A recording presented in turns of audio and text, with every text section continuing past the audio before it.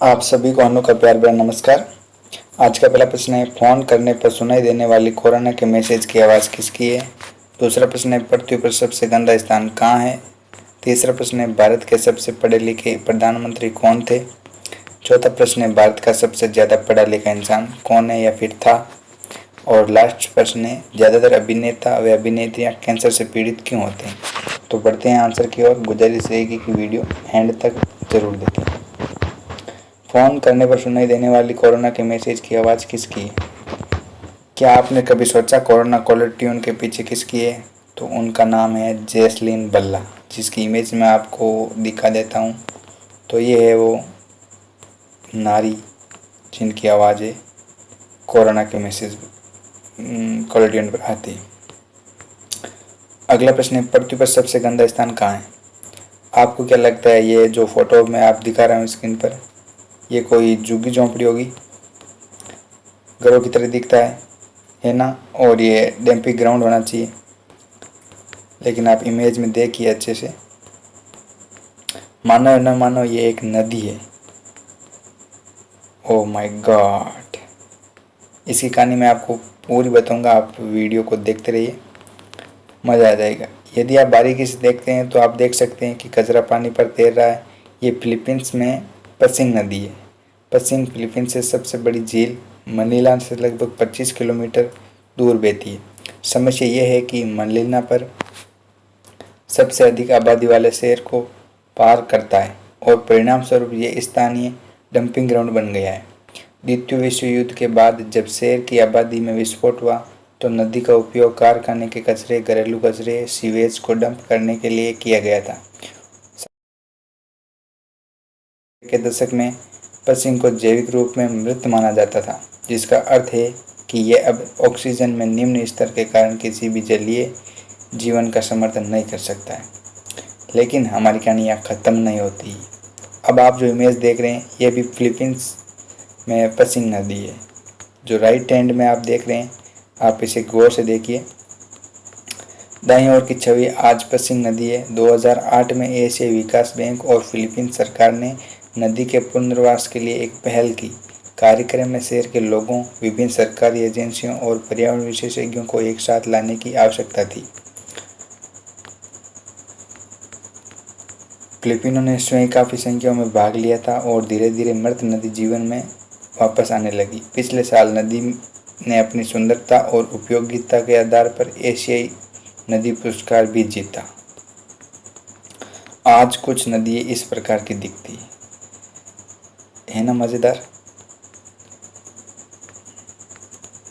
चलिए बढ़ते हैं अगले प्रश्न की ओर। अगला प्रश्न था, भारत के सबसे कम पढ़े लिखे प्रधानमंत्री कौन थे।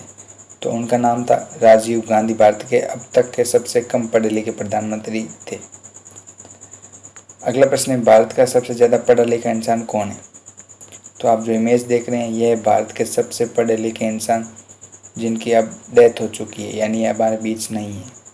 भारत के सबसे पढ़े लिखे व्यक्ति का नाम है श्रीकांत जिचकर।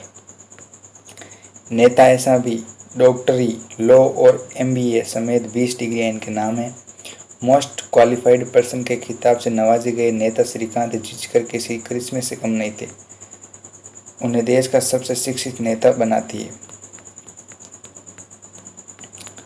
17 साल के दौरान उन्होंने 42 यूनिवर्सिटियों में पढ़कर 20 डिग्री हासिल की। 2 बार सिविल सर्विसेज एग्ज़ाम पास कर चुके जिचकर के पास MBBS, MD, LLB, MBA और बैचलर्स ऑफ जर्नलिज्म और 10 विषयों में MA की डिग्रियां भी है। 1980 में उन्होंने पहली बार राजनीति में कदम रखा। वो MLA, मंत्री, विधान परिषद सदस्य और राज्यसभा सदस्य भी रहे। मंत्री रहते हुए उन्हें महाराष्ट्र सरकार में 14 विभागों की जिम्मेदारियां सौंपी गई थी। श्रीकांत जिचकर की अपनी निजी लाइब्रेरी थी। उस लाइब्रेरी में 52,000 से ज़्यादा किताबें थी। Limca book of world record में इन्हें मोस्ट क्वालिफाइड पर्सन का खिताब दिया। सन 2004 में महाराष्ट्र के नागपुर में उनकी कार एक्सीडेंट से डेथ हो गई। सिर्फ 49 साल की उम्र में वो दुनिया को अलविदा कह गए। आज की वीडियो का अंतिम प्रश्न है, ज़्यादातर अभिनेता या फिर अभिनेत्रियाँ कैंसर से पीड़ित क्यों होते हैं। तो आज आपका इसका सही आंसर जानने वाले हो। वीडियो अच्छा लगे तो लाइक तो करें, चैनल को भी सब्सक्राइब कर दीजिएगा। ज़्यादातर अभिनेता और अभिनेत्रियां को कैंसर एक बड़ी वजह रेड मीट का उपयोग बताया जाता है, यानी कि लाल मांस का सेवन। अब रेड मीट होता क्या है? रेड मीट का मतलब होता है वो मांस जो भैंस का हो, भेड़ का हो, या फिर सफ़ेद सूअर का हो, या फिर बकरे का। तो वैसे तो रेड मीट स्वास्थ्य के लिहाज से काफ़ी पौष्टिक माना जाता है, लेकिन कुछ मेडिकल रिसर्च ने रेड मीट से होने वाले कैंसर पर अपनी रिपोर्ट जारी की है। रेड मीट में NEU5GC शुगर अणु होते हैं जिसे आम आदमी पचा नहीं सकता।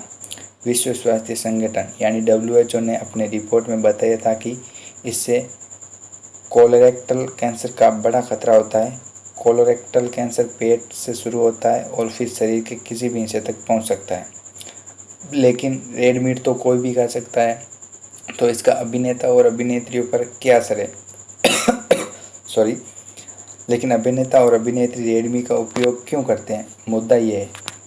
तो इसका कारण है, रेड मीट चेहरे की ग्लो को बड़े शानदार तरीके से बढ़ाता है। इसे खाने से चेहरा एकदम सुर्ख लाल खूबसूरत बन जाता है और उन्हें बस यही चाहिए।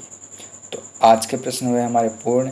वीडियो आपको कैसा लगा जाके कमेंट बॉक्स में आप कमेंट करें, और आपका भी कोई प्रश्न हो तो मुझे कमेंट कीजिएगा, मैं उसको ज़रूर पिक करूँगा। धन्यवाद।